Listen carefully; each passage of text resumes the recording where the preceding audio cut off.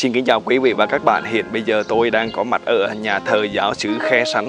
Nhà thờ giáo xứ Khe Sắn ở xã Sơn Giang, tỉnh Hà Tĩnh, thuộc giáo hạt Ngàn Phố, giáo phận Hà Tĩnh.